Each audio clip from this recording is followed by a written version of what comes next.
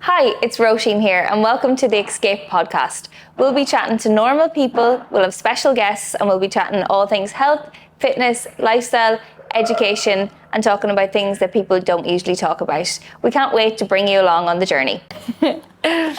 Welcome to the EXCAPE Podcast. My name is Róisín and I'm here today with the wonderful Hazel. Before we jump in, just a few little things about Hazel. So Hazel started working at EXCAPE over the last couple of months. She's one of our newest team members and she's an absolute breath of fresh air. You'll get to know her a little bit more and everything about Hazel, her interests and her passion for the industry. And we have nothing but amazing things to say here. Everyone in the team and the community absolutely adore her. And really looking forward to diving into the conversation. So, wait. Welcome, Hazel. Thank you so much for having me. You're so welcome. Tell us a little bit about yourself. So I am recently back from Australia. I was there for 7 years and I left Ireland a teacher and then I came back from Australia a personal trainer and a breathwork facilitator. I have a background then in, I just love to help people in whatever way I can, and I feel like I've organically kind of fallen into this industry. My passions are, I love tennis, I love hockey, fitness, and I love interacting with people as well. Brilliant. And why did you choose EXCAPE? So I chose EXCAPE. We actually have a mutual friend, and when I was coming back from Australia, I was hemming and hawing about whether to continue working for myself or to join a team. And she mentioned that you actually loved your job so much, and that she was like, if when you get home that you're like, you know, in between minds, that definitely contact Róisín. So I was home about a month, and I was like, God, I don't really know whether I'm going, you know, forward or back. So I just sent you a message, and it was very organic in the sense that I wasn't really sure where I was going with it when I contacted you. And then the ball started rolling quite quickly. I think after our first conversation, I was like, God, I can really feel the sense of energy coming from you that I think matches mine.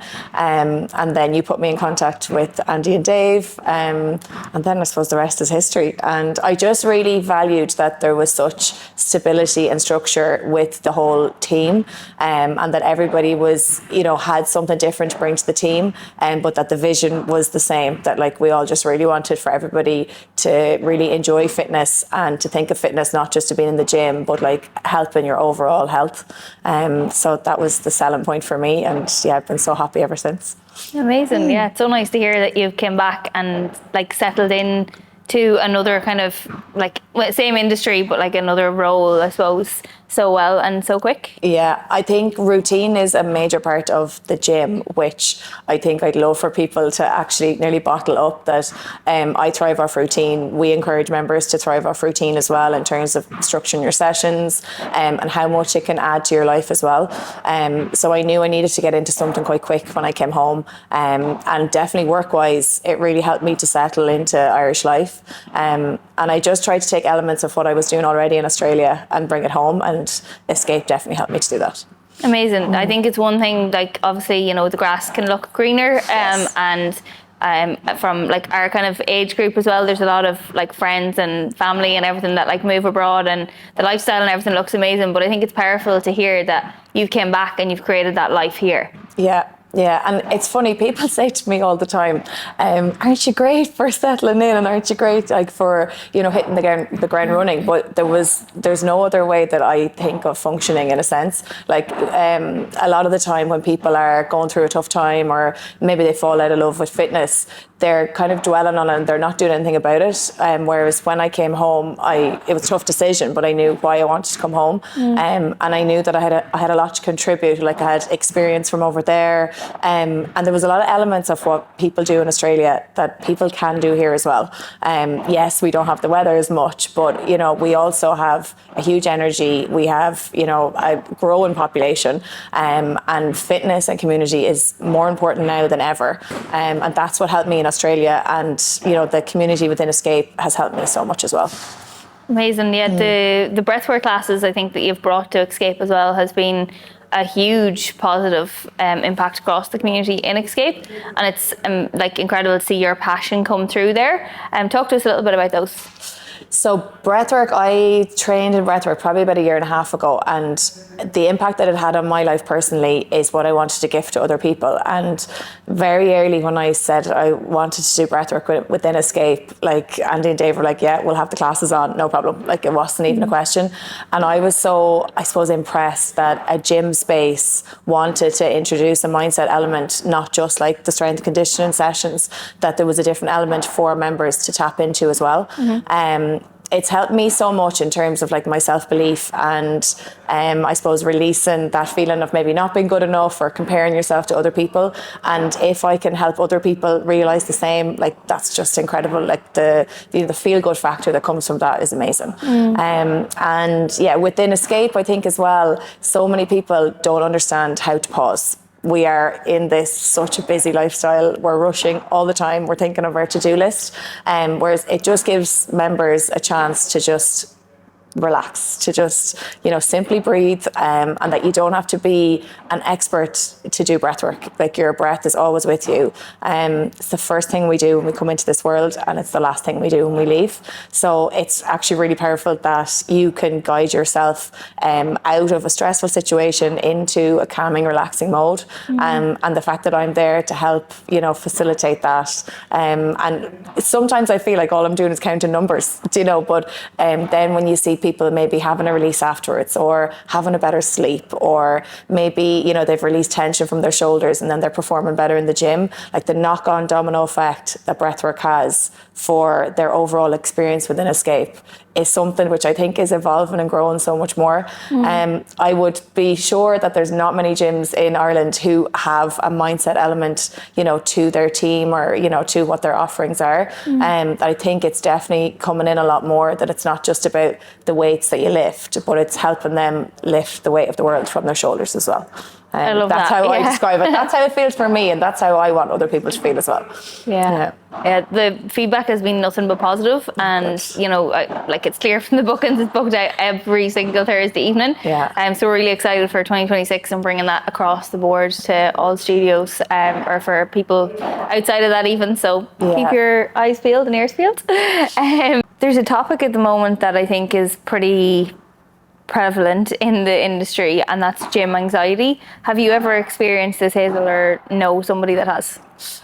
In ways, yes. I feel I always probably compared myself to other people in the gym, in the sense that was looking around at everyone else feeling like they were fitter and stronger than me, but I feel like I'm the type of person who I adapt very well to my environment. So I have tried a lot of the time through mindset work and through breath work to try to push through that, but I absolutely see the fear of God when people come in to, whether it's just this gym or previous gyms that I was in before, and that fear factor and intimidation is absolutely huge.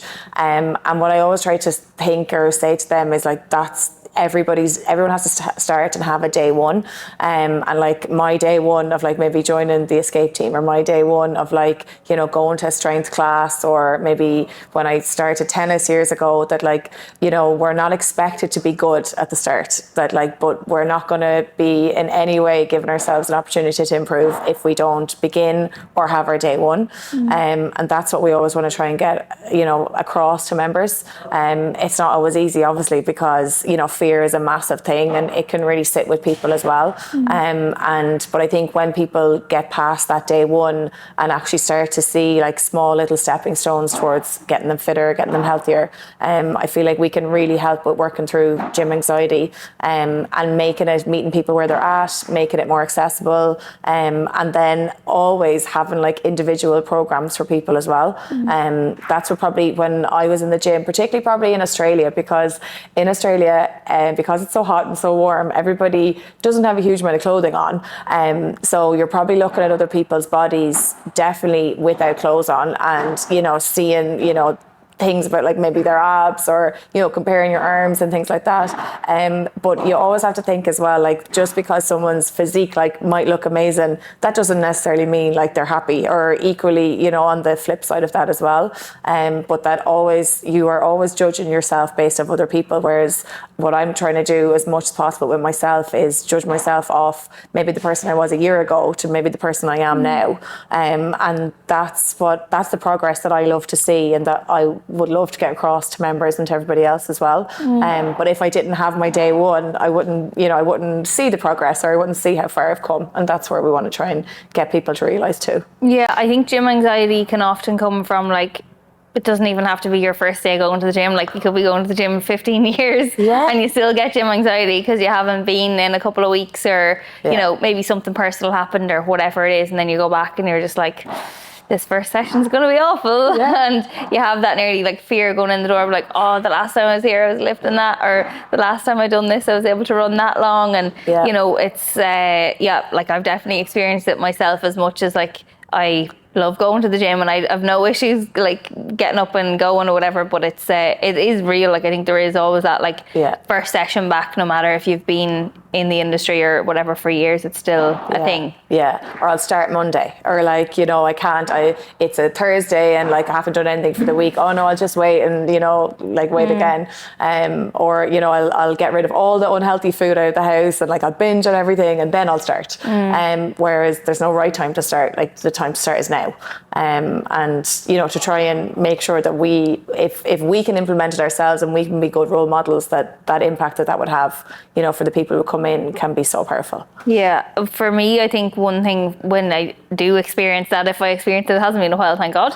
But when you do go in and you see a friendly face, it just takes it away, and you're like, what was I worrying about? Yeah. And when you see, when you come in and then you do your first session, and then afterwards you're like, why was I so worried? Why did I leave it so long? Like, you know, and then hopefully then it wouldn't like it'd be a day or two and they come back again, then they'd forget that they've ever had a break. Like that's just, I wish people would see that kind of side of things more. From that then, Hazel, what do you think has like ruined the gym for people, or so what's your thoughts on that? Like why do people feel like they don't belong in a gym?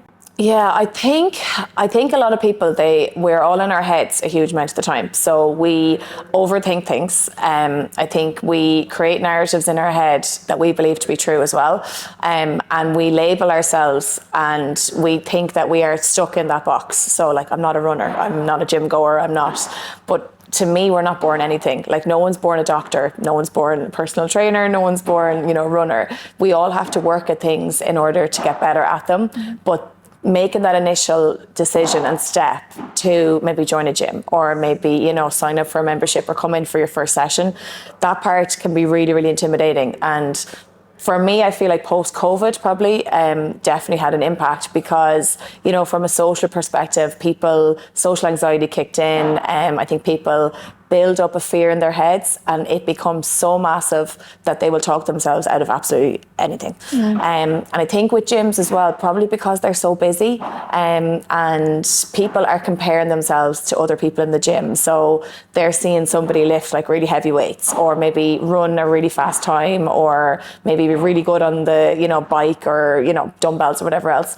And they are comparing themselves, their day one, or maybe their trial day, they're comparing it to someone's, you know, maybe a year of being in the gym or 10 years of being in the gym, and there's no comparison. But actually making the initial decision, what's that phrase? Like, you need to take a chance and make a choice if you want to make a change in your life. And like taking that chance, making that initial choice is what is the most important part. And I think when, like, I wish, and we're always talking about like bottling up that feeling, like we could be millionaires really if we could bottle up the feeling of what people feel at the end of a gym session, or maybe the end of a run, or the end of a breathwork session, and actually, you know, have them drink that before they come in, and reassure them that like everything's going to be okay, they're going to be safe. You know, start at the basics. You don't need to be lifting super heavy straight away. Yeah, like a lot of body weight exercises can be so effective. And if people only understood that, like, we are building the foundations for them, We want them to come in and to feel like, you know, we could help people who had never squatted before squat, that, you know, maybe people who'd never been on a bike before, or never held a dumbbell, or, you know, lifted a barbell before, that everybody has the potential, you know, to be a valued member in the gym, and that we cater for everybody. But that support network is here within EXCAPE. Possibly if you go to the gym by yourself, or you're going to a busier gym, it can be intimidating because you're looking at everybody else around you. Whereas here in EXCAPE, we create like such a safe space. You know, we really protect everybody and guide everybody and meet everybody where they're at as well. That some people could come in and have experience, someone else might come in and never have been in the gym before. So I think that intimidation and that fear is really built up, but I think that's something that we do really well at EXCAPE.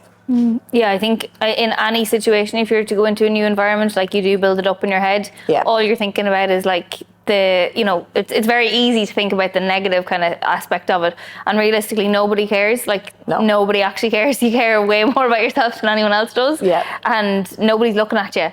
Like, I think there is that fear of like anything. If you're walking into a room and it's a meeting, you think everyone's looking at me because I'm 5 minutes late or whatever the case is. But yeah, I think we do be in our heads a lot more than what we think. And everyone that arrives to the gym, whether they've never ever trained before, or, you know, they might have trained years ago or played a sport, we're kind of like onions, really. Like, you're kind of peeling back the layer. Absolutely. So like that consistency of like just keep showing up. Like, you mightn't see that result like the first week or the first 5 weeks or even 10 weeks, but like keep showing up, and eventually you'll just start to like unravel those layers, and you'll get better, and you'll improve, and you'll get the results. And it's not all about the results. It's often, I know we spoke earlier just from a conversation you had yesterday evening with somebody, which I thought was so powerful. If you want to share that, it was So yesterday during a session, and a lot of the time during like gym sessions, people, when you're in motion, I think you generally tend to unravel things a little bit more particularly when you're in the company of someone you feel safe with.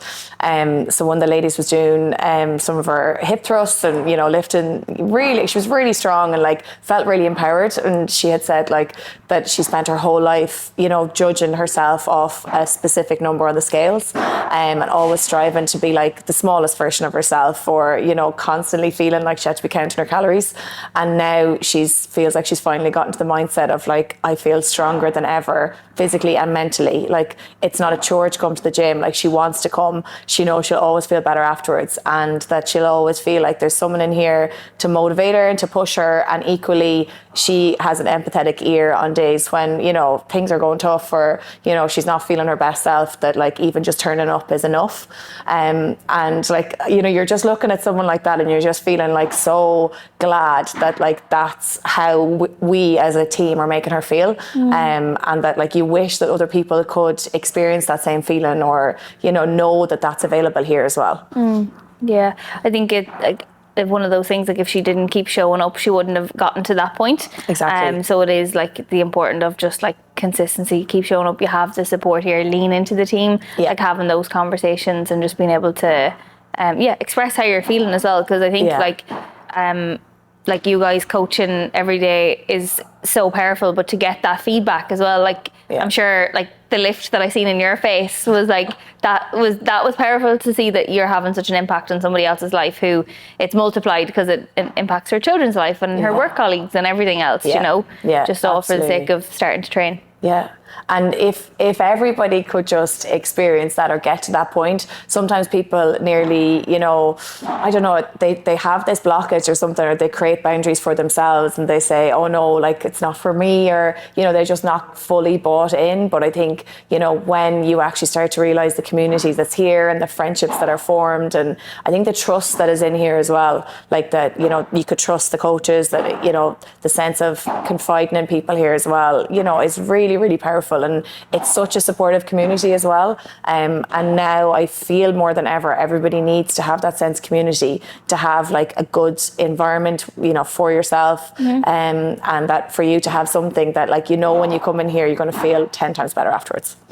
Yeah. And like, along with the community side of things, that's obviously something that like you're really passionate about. Having that support there, and knowing that it's not just something like you show up to, there is like the follow up and the accountability of it as well. And that they know, like, if they said they're going to do something, you guys are going to like follow up with them so Yeah. they actually do then, you know, achieve what it is that they want to achieve. Yeah, absolutely. And I think because like we track people's progress here in terms of like not only the weights that they lift, but like we have a goals section as well where we encourage people to write down what your goals are, not just in the gym, but also outside, like maybe like your step count, or maybe as simple as getting more water in, or, you know, your fruit and veg. And that we live in such a numerical world where, you know, before a lot of the time we would have seen probably our mothers, our grandmothers always stand on the scales and like weigh themselves regularly, and that definitely has such an impact on females. Whereas now, you know, the stronger that you are, it's nothing got to do with numbers, but it's all about how you feel. You know, it's all about that emotional element of things. And like we all know as females as well how much, you know, that has helped us. But it's amazing, like conversations with males as well, males feel it so much more too, you know, that it's not just us, like that, you know, they feel it, they're comparing themselves with other people. And whereas if we actually just, you know, meet people where they're at, and if they can see that we're human too, and like we've experienced a lot of the same things as well, that we're all in this together, we're all here to support each other. Yeah, and look, there's absolutely nothing wrong with people that want to like lose weight or whatever. Like there's a time and a place for all of that in our lives, and in a lot of cases it can really like help people like you know, in their overall health and everything as well. But yeah, it's not just about the number on the scales. And, you know, if somebody is performing, you know, well in work, or, you know, they're able to have the energy to go and play with their kids, like that for a lot of people is more important than being a certain weight, you know? Yeah. And so from the start you were mentioning you came back from Australia. So tell us why you went to Australia in the first place and your experience there, because I think that's something that our listeners will really resonate with. I'm sure there's lots of people have lived abroad or currently living abroad. Maybe they're listening over there right now. So yeah, tell us more. So I was teaching about 4 years, and I was extremely burnt out. I felt like I was like a puppet master, that I was, as being a younger teacher in a school, you're expected to do so much more than just the 22 hours that you're essentially paid for. You know, you're expected to, you know, do basketball and do homework club, and, you know, I used to teach Irish, so, you know, bring the students to the Gaeltacht. And I just felt like I was standing at the top of the classroom and seeing a lot of these empty faces, you know, staring back at me, that I had no impact on their lives in terms of their human development. Like I was obsessed with making sure that they were happy coming into my classroom and happier leaving, rather than the poems and stories that I was trying to teach them. Like I just felt like I wasn't connecting with them on a personal level. And I was burnt out. It was a very academic school, and a lot of emphasis was placed on the academics and not necessarily on the personal development. And like being a teenager in today's day is really tough. So then I very much jumped on the bandwagon. My friends were going, and they said, did I want to come? And there was 5 of them going. And I kind of thought to myself, I've had a couple of situations in my life where I have had an opportunity presented to me, and, you know, you make 2 decisions. Like, you know, you can either say yes and go and potentially have a life-changing experience, or you can say no and be stuck in the rut that you were in, and not be moving forward in any way. And there's been a couple of situations where I have chose, like, you know, to take that opportunity, and for it to be like a catalyst in everything else that has happened in my life. I definitely went, and I probably wasn't in that good of a place when I went. Like I was feeling very much in victim mode, didn't really know what my purpose or potential was. And in ways, like, I'm very much like your happiness has no postcode. So it doesn't matter whether you're on a beach in Bondi or whether you are here in Selbridge. You know, you have to make sure that you're happy internally before you change any kind of location. So definitely for the first couple of months when I went over, everybody thinks Australia is like, you know, what you see on Home and Away, which is what I thought as well. But the first couple of months, like we arrived in September, and it basically rained for like September, October, going into November. The weather wasn't that good. We were still white as ghosts. We didn't have a tan, which we thought we would have at that stage. And we were doing like random jobs, like receptionist. I knew I didn't want to teach, but we were just doing jobs just to pay the bills. We knew we wanted a bit of a breather. And then we had an opportunity to go do farm work, which we chose to do. We have to do 13 weeks in order to gain a visa. We ended up doing 3 years of farm work. probably because of COVID, we had an amazing time, like unbeknownst to ourselves. It was the makings of our whole experience over there. Met great people. We're out in the absolute wilderness, and we were working on solar farms. So like the panels that you see on your roofs now, which a lot of people are finding is making their electricity cheaper. We were out in the fields, digging the trenches, steel cap boots, hard hat, high vis on every day for 3 years. Far from what I was raised, but like the most amazing experience. And we met incredible people. And then when it was coming towards the end of that, it was kind of coming out of COVID as well. And I probably dipped a bit during that time as well, during COVID. This is such hard, like I'm so transparent, I talk about everything anyways, but I missed my sister's wedding because of COVID, and it was an extremely difficult time. But I remember afterwards, I was like, I need to make sure my reason for staying, you know, has a greater purpose, I suppose. So around the time of her wedding, then we were still on the farms, and I decided to do my PT course while we were still on the farms. I had a bit of time, and we were working in the office at that point, and I knew that like I wanted to make sure that I left, when I did leave Australia, that I was leaving like, you know, nearly a different person, not necessarily a different person, but a different version or a better version of myself. So I did my PT course around that time, and it really helped me to take myself out of the rut that I was in, because I was feeling like obviously very guilty about not going home. Wasn't really sure how much longer I had in Australia. I was just feeling a bit down in the dumps. And then I did the course, and we moved back to Sydney then, myself and my best friend. And when we moved back then, it just opened doors to a life that I didn't even realise was possible. And it took time. Like when I first started, I was working 3 jobs. I was doing a small bit of sub-teaching. I was doing PT. I just got a garage gym, and I had like a couple of dumbbells, a barbell, and a couple of mats.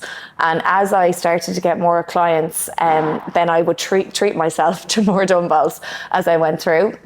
We do boot camps on the beach at the weekend, and I was starting to create a community, not only like to cater for other people, but I was starting to make friends as well, because we had been gone from Sydney, you know, for the time when we were doing our regional work. So it was really nice to actually come back and, you know, meet new people again and bring people together. And there was so much more people probably moving to Australia around that time. And then probably one of the turning points that kind of came quite close together was I had a fundraiser for breast cancer it was around the time when my parents were coming to visit, and it was their second time to visit, but they were obviously, you know, very unsure about me changing career, especially abroad, because you don't have your family there to support you, and like your friends are great, but you know the way you usually have like your aunties coming along to your events and your sisters or whatever.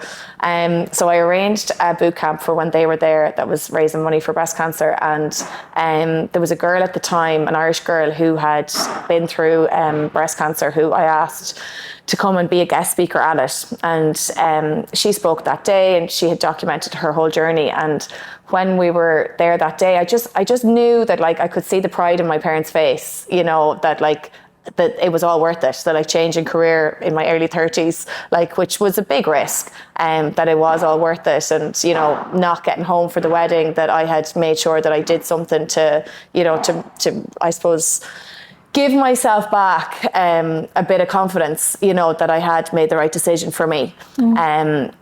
So I had the fundraiser, and then it was a huge success, raised a huge amount of money, and there was 60 girls there that day. You know, we all had a brilliant fitness session, went for a swim and a coffee afterwards, and it was just the dream.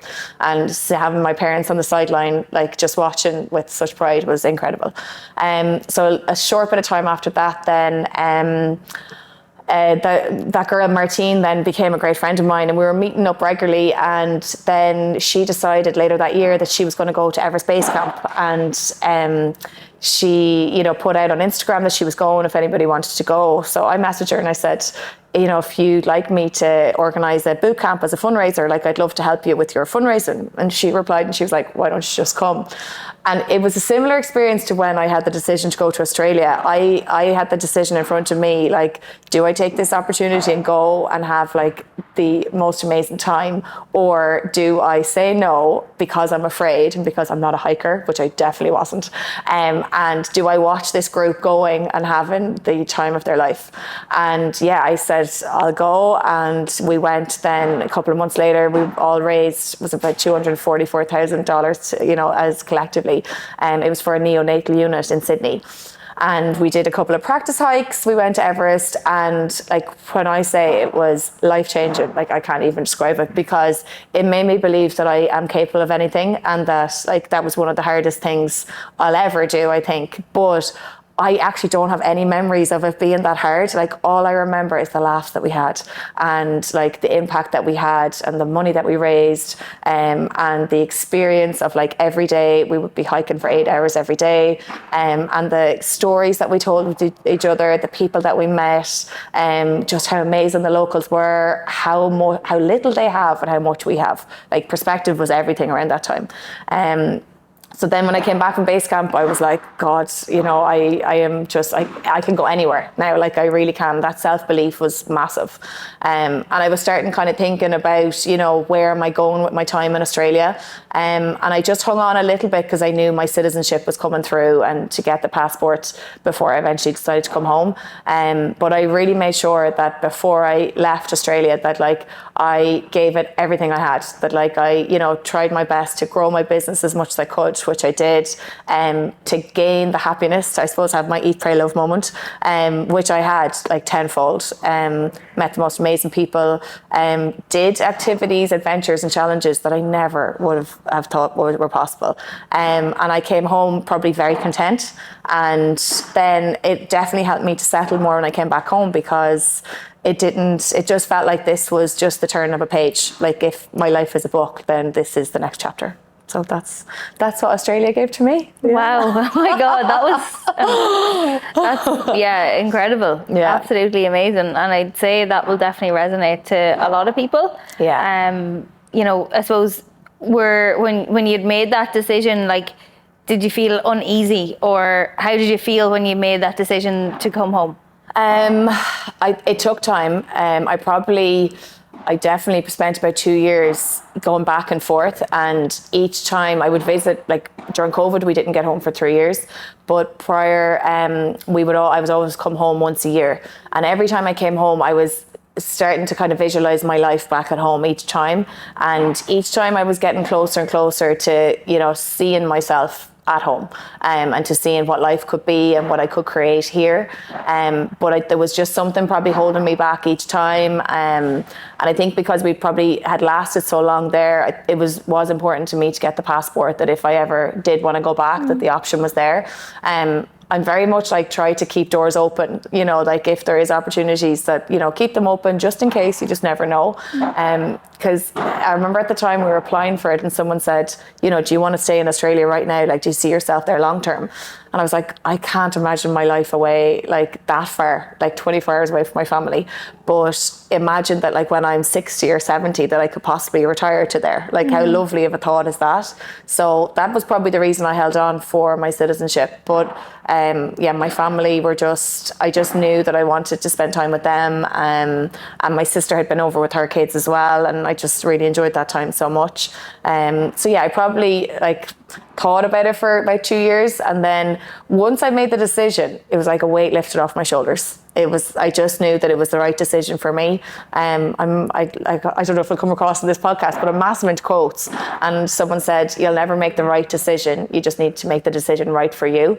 And it was the right decision for me at the time. Probably what was the hardest part was that I was there with my best friend, who I've been friends with since I was 5. We were there for the 7 years together, and we did everything together on the farms. They put us side by side with the jobs. We shared rooms. We lived together for the whole time. So leaving her nearly felt like a breakup. Like that, everybody was always like, "Are you sure you're not a couple?" And we're like, "No, we're not a couple." But that, you know, that was the hardest part, was leaving her. But like she's happy there for the moment, and like I was happy to come home, and we were always very independent of each other, anyways. Yeah. But that was probably the hardest part. But since I've been home then, I just kind of take it one day at a time and try to bring as many things that I did over there back home, which I have done. Yeah, definitely. Yeah, 100% have done that anyway. You can see that. And for somebody that's maybe listening and they're potentially in Australia or America or wherever they are, and they're kind of at that potentially at that stage, or having those thoughts of like, maybe I should go home, but I don't know if it's the right thing, or I've heard some of my friends and people say, I can't come back and start again, or like I'd have to start again if I came back, or things like that. What would you say to people that are maybe in that situation? I think there's such enormous pressure on making a decision and thinking that that's the final decision that you'll ever make in your life, and that thinking like everything has to be perfect straight away, because when you first move abroad, it's really, really hard. Your first 6 months to a year, you're trying to settle and you're trying to find your feet, and to an extent it's the same then when you come back, only that when you come back you have your family here. If you do have your friends still around, they're still here. You probably might have all the admin side of things are still here, but I think listening to your gut instinct is massive. I think your gut instinct and your intuition will never lead you astray, and I think you have to trust your instinct, and to go with that, and to know that not everything's going to be perfect at once, but what is perfect in this life? Like, what is a perfect scenario? But I think you really have to work on your happiness, be happy and accept your decision before you come home. I think there's a lot of the time when people come home and they, either are expecting life to be exactly as it was over there. Like, Australia and Ireland are chalk and cheese. They're just completely different. But there is so much that Ireland has to offer as well. Like, even though I put a ban on myself about talking about the weather, because it really doesn't help people at all.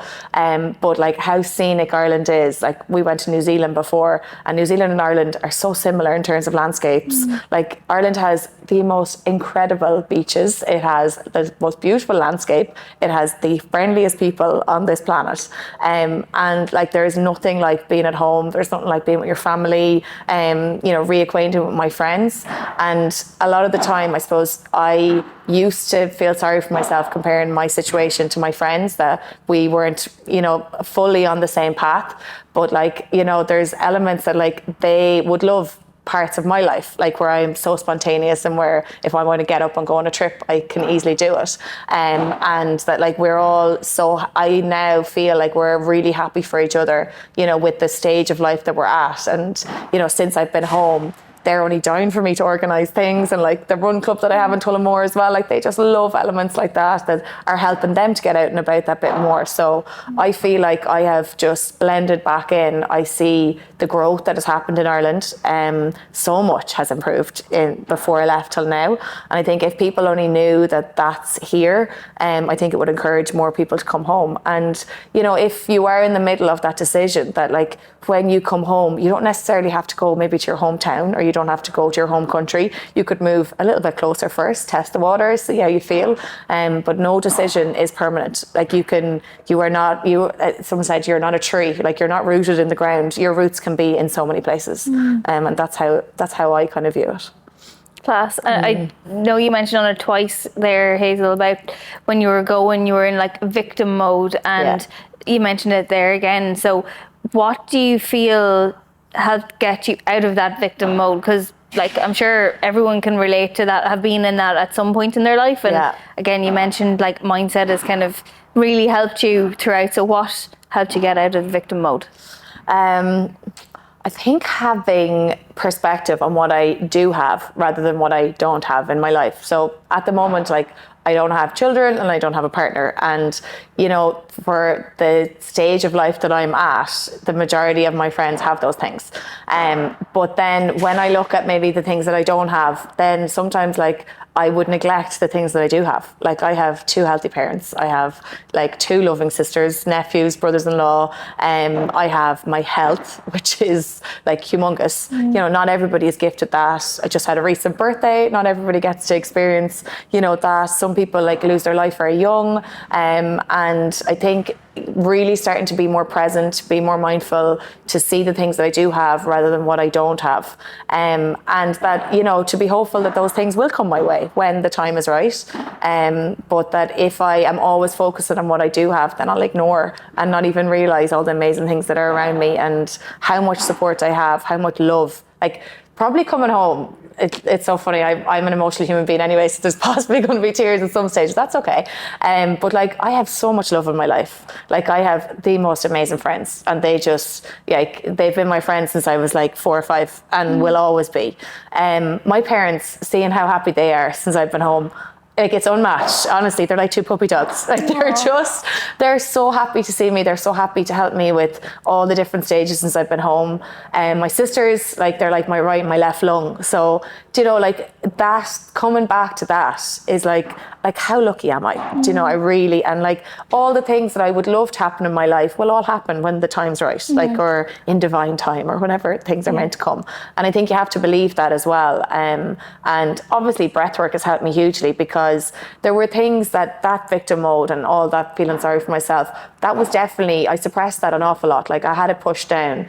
And then when I started to kind of like use my breath to move that energy and move that negative energy and that feeling, like the toxic feeling internally, you know, I was able to bring it to the surface, acknowledge it, accept it, and do something about it. And, you know, now when I'm presented with something, like, I went on a recent solo trip to Rome to run a half marathon, like, that was amazing. I arrived at the airport and I had friends within 5 minutes, you know, and like, so like, those kind of things, like, those opportunities that come my way, I grabbed them with both hands and I've run. And like, that's what's helped me so much. I think it's going to be so powerful, because no matter what stage of life you're in, whether you're in your teens or whether you're in your 80s, everyone can still be in that mindset. And it's very clear to see that you've such an open mind. You're really willing to be like grateful for absolutely everything you have right now, and having that belief, like that bit of belief. I think sometimes you need to borrow the belief from somebody else, but like, once you get that then, and you are grateful for those things, and realizing that, like, it's not all about what you don't have. Just if you're grateful for what you do have right now, those things will come, and I've no doubt that they will. 100%. Fingers crossed. No, they 100% will. Hazel, you mentioned that your parents are just so happy to see you home now. So what does like a week look like now in Ireland? So at the moment I am commuting from Tullamore to here. So I obviously get to see my parents a lot more regularly than I did before. And I think in terms of the travel, you know, if I am working in the morning, then when I'm, you know, leaving my shift and I'm coming back to Tullamore, like, I can ring my dad now and be like, do you want to meet me for coffee in an hour? And even something as simple as going for a coffee with him, or maybe a lunch with my mom, or, you know, getting to go for a walk with them in the evenings. Like, it's something that might seem so simple, but is such like a privilege now that I'm able to get to spend that time with them. They're both like extremely well and healthy as well, which, you know, I feel really, really lucky. And yeah, being able to, you know, go down and visit my sisters. One of my sisters lives in Galway and the other one in Dublin. And being able to have that like quality family time now, that I didn't before. Like, usually when I would come home for like a visit, it'd be like quick flying around to try and, you know, see everybody. Whereas now, like, I actually get to spend the time and, you know, get to help them with things. And, you know, they're big into fitness as well. And I always saw them, like, I grew up nearly on the sidelines of like hockey and rugby pitches, you know, seeing them being so involved. So it's so nice for them to see the things that I'm doing, and, you know, to be so proud and to have that experience. And then even to come back from work and to tell them like how my day went and like how my morning was, and, you know, that so many of the members here are at very similar stages to my parents. So being able to have that like common ground, you know, is incredible. And, you know, I do a small bit of training with my parents as well to make sure that they're staying like fit and healthy. And that means a lot to me, because I see the impact that it has here at EXCAPE, and I obviously want that longevity for my parents too. So yeah, it's been great. It sounds like the impact of like seeing your parents involved in like in sport, or not even sport, but just being like conscious of their like health and well-being has had an impact on you and how you perceive kind of health and wellness in a whole. Oh, absolutely, yeah. And I think I always know that, like, when I'm in a great routine, when I'm training well, eating healthy, like, I'm in top form. And then when I'm not, like, you know, it's the complete 360. And I've probably seen them as being such a great example for me. Like, I always saw them, like, making sure they got out for the walks, or we were always really active, like going on our bikes when we were on holidays, or you know, always spending time outside. And that for me is like what I would want to, you know, pass on towards my children as well. And I think when you have that kind of mindset as well, and when you have that in your environment, like they say, you're the sum of like the 5 people you spend the most amount of time with. And like, I'm really lucky, like if there was 30 people I spent my time around, like they're 30 very motivated people, but also like people who, when you're not feeling motivated, that will help you even do something small in a day. So like even days when I'm feeling tired, my mom will always know, like when, you know, to say, well, we go out for just a short walk, you know, or we go to the shops, or we go do this, or, you know, my parents are big into golf as well, and like we've always all been into tennis. So I think surrounding ourselves by that not only obviously helps us physically to go do stuff together, but also like mentally. And like my mom said to me, like, what did I want to do for my birthday? And I was like, I want to go on a hike with my family. And like, that's so simple, but like I probably years ago would never have thought to do that. So the fact that that's what we're doing now, and that we're doing it together, that time spent, you know, is so important, because, you know, life is so short.